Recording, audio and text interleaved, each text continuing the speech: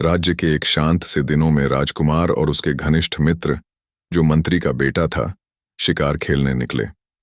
खेल ठिठोली में राजकुमार ने एक चिड़िया को निशाना बनाकर तीर छोड़ा, पर तीर चूंकि लक्ष्य चूक गया, वह हवा में भटक कर एक घर की खुली खिड़की के पास जाकर गिरा। उसी समय उस घर में खड़ी एक महिला अचेत होकर गिर पड़ी। उसके सिर के पास तीर पड़ा था। पड़ोसी दौड़े, चीख पुकार हुई और तुरंत खबर राजा तक पहुंची। व्यापारी, जिसने अपनी पत्नी को मृत समझकर चीख मचाई, वह राजा के पास जाकर मर्मस्पर्शी बात बताने लगा। जब महिला को होश आया तो उसने कहा कि उसके ऊपर जानबूझकर कोई तीर चलाया गया था और उसने अपराधी को पहचानने का दावा किया। राजा के आदेश पर शहर वालों को व्यापारी के घर के सामने से गुजरने को कहा गया ताकि वह पहचान कर सके। उस दिन कोताही से वह महिला भीड़ में राजकुमार और मंत्री के बेटे को पहचान लेती है और राजा यह देखकर अचंभित और क्रोधित हो जाता है। राजा का क्रोध तुरंत ही सख्त फैसलों की ओर झुकता है, पर मंत्री तात्कालिक निर्णय के विरुद्ध निष्पक्ष जांच की अपील करता है। राजकुमार अपने बचाव में बताता है कि उसने बिना जानने किसी के खड़े होने के उस दिशा में तीर नहीं चलाया होता। वह सचमुच केवल एक चिड़िया को मारना चाहता था। बावजूद इसके, राजकीय गुस्से और राजनीतिक दबावों के बीच यह फैसला होता है कि राजकुमार को देश निकाला दे दिया जाए। मंत्री का बेटा, जो राजकुमार का सच्चा मित्र था, अपनी वफादारी दिखाते हुए साथ चलने की पेशकश करता है और दोनों मिलकर राज्य से बाहर निकल पड़ते हैं। पर सैनिकों को सोने देकर ऐसा दिखाया जाता है कि राजकुमार वहां नहीं छोड़ा गया, ताकि राज्य में भ्रम बना रहे। सीमा पार चलते चलते दोनों एक गांव में रुकते हैं। रात को राजकुमार झील पर पानी पीने जाता है और वहां वह एक अलौकिक दृश्य देखकर बेहोश हो जाता है। उसे एक सुंदर परी जैसी दृष्टि दिखती है, जिसने कमल की पंखुड़ियों में अपना चेहरा छुपाया और उसे हाथी दांत का एक बक्सा देकर अपने संकेत दिए। जब वह होश में लौटता है तो बताता है कि यदि वही परी उससे विवाह कर ले तो वह सारी कठिनाइयां सहने को तैयार है। मंत्री का बेटा इस प्रेम को साकार करने के लिए कटिबद्ध हो जाता है और राजकुमार की सहायता करने की जिद करता है।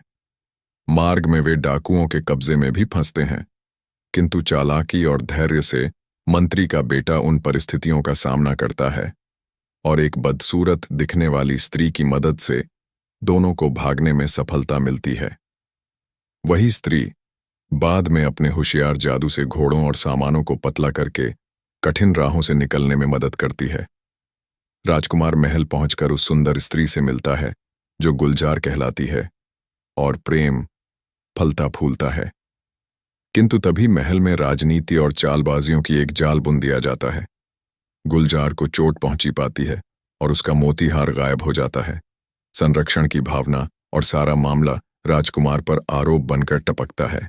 एक फकीर की गवाही और कुछ दिखावटी प्रमाणों के चलते राजकुमारी पर शक गढ़ा जाता है और उसे फकीर के पास भेज दिया जाता है। इस बीच मंत्री का बेटा समझदार रवैया अपनाकर एक जहरीले पुलाव के जतन का खुलासा कर देता है और राजकुमार को बेबसी से बचाता। फिर भी खेल गहराता जाता है और नाटकीय मोड़ों से गुजरता है। कब्रिस्तान में बंद पिंजरे की तरह के दृश्य और फकीर की चालें सब मिलकर सत्य को उलझाने लगते हैं। पहचाने और आरोपों के बीच असली सच्चाई धीरे धीरे सामने आती है। गुलजार, जो बाद में मीरा के रूप में भी पहचानी जाती है, की जटिल भूमिका, मंत्री के बेटे की अडिग वफादारी और राजकुमार की निस्वार्थी हिम्मत, सब मिलकर उस जाल को खोलते हैं जिसका उद्देश्य सज्जा देना था, पर जो अंततः सच्चाई उजागर कर देता है। फकीर की चाल और राजसी निर्णयों के बीच राजा को यह समझने में वक्त लगता है कि उसने जल्दबाजी में कठोर फैसले कर दिए थे। जब सब सच्चाइयां प्रकट होती हैं और गलतफहमियां दूर होती हैं तो राजा अपने गुस्से और मानवीय त्रुटि को स्वीकार करता है। अंततः मेल और न्याय का समय आता है। राजकुमार व मीरा के बीच प्रेम का विवाह संपन्न होता है।